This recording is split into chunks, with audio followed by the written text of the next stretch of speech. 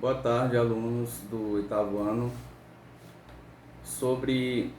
Ainda sobre a primeira unidade, né, o espaço geográfico e geopolítica mundial, que o capítulo 1 faz parte, né, dessa unidade. Eu vou relembrar alguns conceitos aqui, né, dentro do capítulo 1 ainda, para que eu possa explicar algumas situações, né, que acontecem dentro da relação entre os países, né, desse capítulo 1, Geopolítica e Relações Internacionais. Né? Aqui na página 12, tem a explicação do termo geopolítica, né, dos fundadores, o sueco Rudolf Kjellén, entre outros, né, que idealizaram esse termo, né, para se referir à relação que acontece entre os países, né, suas relações comerciais, relações de todas as formas, né? Então esse contato, essa proximidade entre determinados países, tanto para comercializarem entre si, e relação de proximidade das autoridades, né, encontro entre os presidentes, instituições. Então tudo isso está relacionado à questão da geopolítica. E cada país tem os seus interesses, né, dentro do mundo atual que nós vivemos, não só na atualidade, mas também no passado. Os países sempre tiveram os seus interesses, né? Claro que os interesses desses países não podem, né, ultrapassar os limites, né? Por exemplo, para passar por cima de outros países para poder conseguir os seus objetivos, né? Isso não é permitido. Existem regras, né, no comércio internacional. Então, a definição aqui de geopolítica é a ciência que estuda estratégias do Estado para administrar seu território, visando a sobrevivência do seu povo e sua melhor inserção no plano internacional. Ou seja, aqui a estratégia do país, né, como agir a nível mundial, tanto para conseguir entrar no mercado internacional, né, vender produtos, comprar, né, e acima de tudo o interesse da nação, né, porque quem assume o cargo de presidente, ele tem a responsabilidade de fazer com que o país possa prosperar, né, através de ações, através de projetos. Então, aí tem também a questão da configuração do mundo, já na página 13, que fala sobre o atual mapa mundi, né? O mapa do mundo, ou mapa mundi, representa o momento da geopolítica internacional, resultado das complexas relações históricas entre territórios, estados e nações. O mapa mundi não é imutável. Países ainda podem ser criados, extintos ou reorganizados. O que quer dizer isso aqui? É que o mapa mundi ele existe, né, com seus países, com seus territórios, mas não é algo que não pode ser mudado. Por exemplo, novos países podem surgir, né? Países podem se dividir em dois, como aconteceu recente, alguns anos atrás, no continente africano. Existe um país chamado Sudão, que ele foi dividido, né? Existe o Sudão e o Sudão do Sul, né? Então isso vira e mexe, isso acontece, né? Uma nação é dividida, porque assim, no mundo atual também ainda existem muitos territórios que têm um sonho de se tornar país, né? Existem territórios, povos que não têm um país próprio. Eles vivem num território, mas pertencem a outro país, né? Mas eles reivindicam independência, né? Se tornar um país com seu território, né? Com suas fronteiras delimitadas. Então, o mapa mundi ele sempre pode sofrer transformações, né? Como diz aqui, ele não é imutável, né? Ou seja, ele pode mudar, né? Ele pode mudar, vai depender do desenrolar das políticas internacionais. Já na página 14, observem aqui os termos de nação, território, país, Estado, né? O Estado é a forma como a sociedade se organiza politicamente. É o ordenamento jurídico que regula a convivência dos habitantes de um país. O governo é a forma como as instituições políticas e administrativas do país produzem as leis, né? O Estado ele tem o governo, as instituições e as instituições que são responsáveis pela produção da lei. Por exemplo, em todo país democrático nós temos o poder legislativo, poder executivo e poder judiciário, né? Esses os chamados três poderes. Então eles são independentes, esses poderes, eles têm que agir por conta própria, né? Por exemplo, um dos três não pode interferir no outro. Por exemplo, o poder legislativo. Quem é o poder legislativo, né? A nível nacional, né? A nível de Brasil. São os deputados estaduais e os deputados federais, né, em Brasília, e os senadores. Eles são responsáveis pela criação das leis e aprovação, né? Eles principalmente aprovar, né? Uma lei só passa a valer, a ser criada através do voto, através da aprovação tanto dos deputados como também dos senadores. Então o legislativo a nível nacional, deputado federal, senadores. A nível estadual, são os deputados estaduais, né, que atuam no seu próprio estado. Por exemplo, aqui no Maranhão tem a Assembleia Legislativa, lá em São Luís, que é onde os deputados estaduais atuam, né? Já nas cidades, nós também temos o poder legislativo. Quem é? No caso, a Câmara dos Vereadores. É o poder legislativo dentro dos municípios. Eles também são responsáveis pela aprovação das leis e pela fiscalização, né, dos recursos, né? Eles são, digamos assim, fiscais do povo, né? Porque o povo vota para poder, autorizando eles a fiscalizar, né? Então é isso. O poder legislativo existe tanto municipal, estadual, como federal, né? A mesma coisa acontece com o poder executivo, né? Quem representa o poder executivo em Brasília? O presidente da República, né?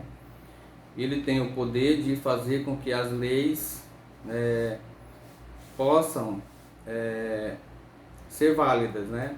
Por exemplo, o legislativo aprova uma lei, mas ela só passa a valer quando o executivo assina, né? No caso do presidente, e no caso do governador a nível estadual, e no caso do prefeito a nível municipal. Eles têm o poder de fazer a lei valer, digamos assim, através da assinatura deles. É aprovado pelo legislativo, mas só passa a valer mesmo com a assinatura do executivo, seja prefeito, governador ou presidente. E também tem o poder judiciário que, por exemplo, em Brasília nós temos a lei máxima do nosso país, que é o STF, né? Superior Tribunal Federal. A nível estadual nós temos também o TJ, né, Tribunal de Justiça do Estado, aqui o TJMA no caso do Maranhão. E nas cidades nós temos os fóruns, né? Por exemplo, em Olho d'Água nós temos o fórum, né, que é onde o juiz trabalha, né, onde ele aí assim, o legislativo, o judiciário é representado pelos juízes, promotores, né, dentro das comarcas. Nós temos então o poder judiciário, o objetivo dele é fazer com que as leis possam ser cumpridas, né? O juiz, por exemplo, ele determina, né, uma liminar, ele dá um veredito, né, aquilo tem que ser cumprido. Então, assim, o judiciário, o objetivo dele é fazer com que as leis sejam cumpridas. Então, esses três poderes, eles existem, né, e eles são para funcionar de forma independente, nenhum pode interferir no outro. Então isso é a organização de um Estado, né? Nós temos as leis, nós temos a Constituição, né? Tem a nação que representa o povo, nós temos o território que pertence a esse país, né? Esse Estado. E no caso aqui da definição de país, né? Podemos definir um país como um território politicamente delimitado, né? Ou seja, o país ele possui o seu território, as suas fronteiras, né, delimitadas. Então, assim, para ser país, ele tem ser considerado país, ele tem que ter o seu território, né, delimitado, né, organizado com suas fronteiras, tudo reconhecido, né, a nível internacional. Já na página 15, ele fala sobre as relações entre os países e as principais organizações multilaterais. Por exemplo, dentro das relações entre os países, existem dois tipos de relação, né? Forma de aproximação.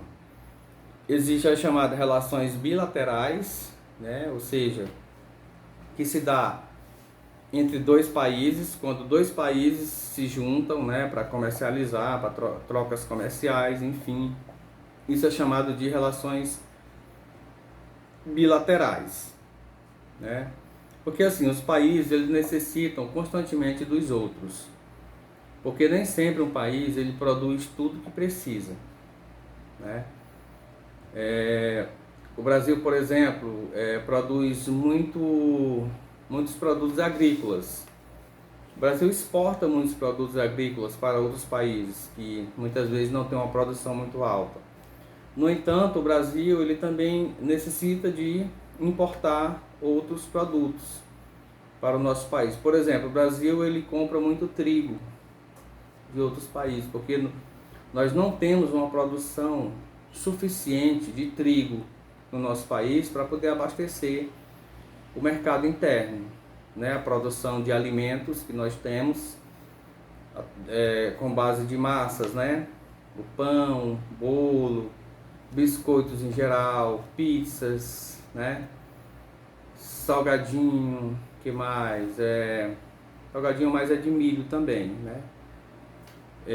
O que mais? Enfim, comidas que, né, requer como matéria-prima as massas, né? Nós temos diversas, né? Pizzas, bolos, salgados em geral, enfim, né? O pãozinho, né? Muito consumido no Brasil, e outros tipos de alimentos que também. Então, assim, o Brasil não tem uma produção suficiente de trigo no mercado interno, então ele precisa comprar de outros países. O Brasil compra muito trigo da Argentina, por exemplo, né? Então essa relação comercial ela tem que existir. Um país hoje que não tem relações comerciais com outros países, ele fica difícil a situação dele. Ele se torna um país isolado, né? Vai necessitar, às vezes vai ter uma deficiência de determinados produtos, né, para a sua produção interna. Então, assim, as relações comerciais hoje, no mundo, né, no século XXI que nós vivemos, elas são muito importantes. Sempre foram, né, e continua sendo. Já as relações multilaterais, eu disse que as bilaterais, quando dois países têm uma proximidade e comercializam entre si, é relação bilateral.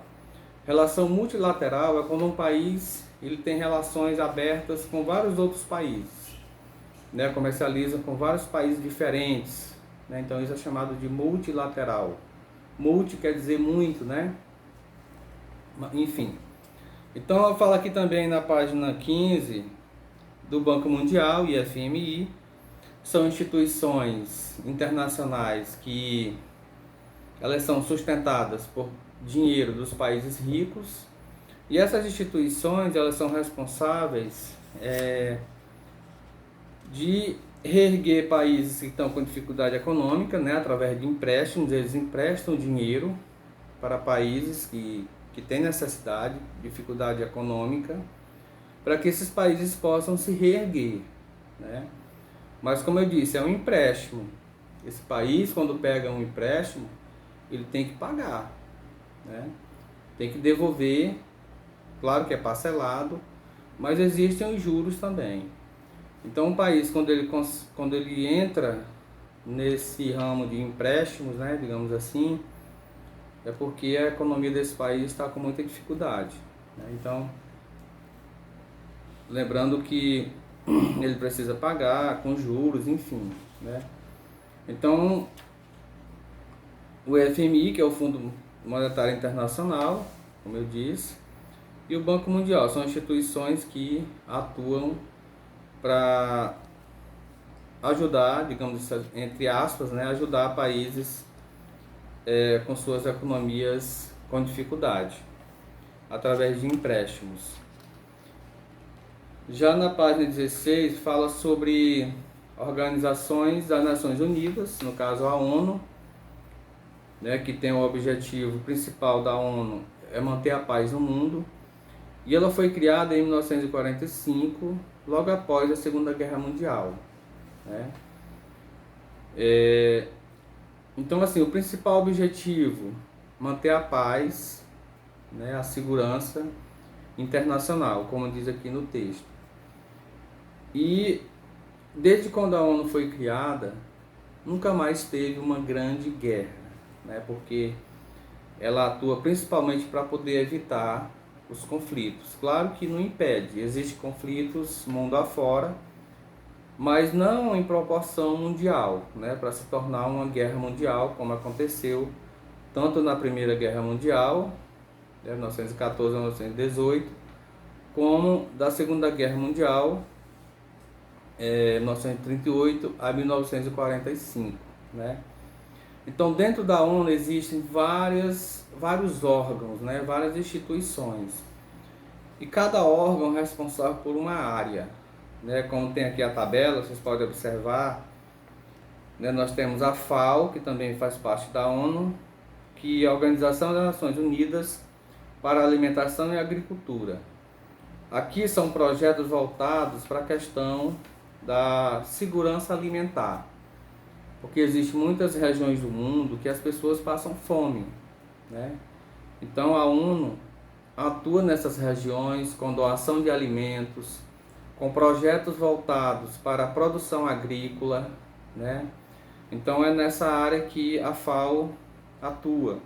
A Unesco também, a Organização das Nações Unidas para a Educação, Ciência e Cultura. O principal objetivo da Unesco é promover a cultura, né? A manutenção da cultura. O que é cultura? São os nossos costumes, né? O costume de um povo, as festas, as construções históricas, a culinária, a alimentação. Então tudo isso é cultura, né? Então a Unesco ela está voltada para essa área, para promover a cultura, né? Por exemplo, monumentos históricos, casarões, praças, ruas. Então a Unesco atua nessa área. Alimentos, né, que são quando se torna um patrimônio cultural da humanidade, né? Danças, festividades, enfim, né? A OMS, muito falada ultimamente, né? Estamos em pandemia ainda, e a OMS é a Organização Mundial da Saúde, ligada à ONU, né? Lembrando que a ONU ela é sustentada também pelos países do mundo que doam recursos, né, para que a ONU possa se manter com os seus serviços. Então a OMS é voltada para a questão da saúde, projetos voltados para a saúde, né? Desenvolvimento de medicação, de pesquisa, acompanhamento de epidemias, a pandemia, a própria epidemia que estamos passando, né? A OMS tem atuado muito, né, em pesquisas, né, alertas sobre o surto do coronavírus, né, que acontece ainda, continua acontecendo. E aí nós temos muitos outros, nós temos aí, e tem a explicação do lado, né? Podem observar na tabela. Dentro da ONU também existe o Conselho de Segurança, que são um grupo de países que decidem, né? Que tem poder de voto. Por exemplo, tem um conflito em determinado local, eles se reúnem, né, para poder criar estratégia, para poder fazer com que aquele conflito possa se acabar. Como diz aqui no texto, tem 15 países, né, são compostos de 15 países membros, né, e 5 que são permanentes, né, permanentes. No caso, China, Estados Unidos, Rússia, França e Reino Unido, né. Esses 5 ele tem poder de decidir, né, em relação aos projetos da ONU. Então, já na página 18, finalizando aqui, ele fala sobre organizações mundiais e integração cultural, né? Além das organizações multilaterais criadas para garantir a ordem internacional, também surgiram organismos intergovernamentais no período da pós-Segunda Guerra Mundial, para promover a integração e a cooperação cultural entre os países. Alguns deles fazem parte da própria ONU, como a Organização das Nações Unidas para a Educação e Ciência e a Cultura, UNESCO, que entre diversos objetivos atua na preservação do patrimônio histórico e cultural dos países. Aqui que eu falei agora há pouco em relação à ONU e à UNESCO, né, que pertence à ONU. Então o objetivo deles é promover, né, a preservação do patrimônio histórico e cultural dos países. Como eu falei anteriormente, as festividades, a culinária, né, os monumentos históricos. Então isso e promover a integração cultural, né, entre os países. Então a gente observa aqui uma foto de um grupo, né, de dança, eles se apresentando, uma dança cultural deles, né, no Memorial da América Latina, que fica em São Paulo, né? São Paulo, a nossa cidade, é uma cidade que existe muitos imigrantes, né, pessoas de outros países que vivem em São Paulo. Bolivianos, por exemplo, né, existe uma grande quantidade de bolivianos. Então, assim, eles fazendo uma apresentação de uma dança típica do seu país, de origem, né? Então, isso é o que a UNESCO, né, faz, a promoção, a manutenção da cultura, do patrimônio histórico cultural. Então, finalizando aqui, é um pouco do primeiro capítulo ainda, como eu falei, né, uma revisão para que vocês possam assistir esse vídeo, né, e ouvir com atenção as explicações que eu tentei repassar, tá? E bom estudo e boa tarde a todos.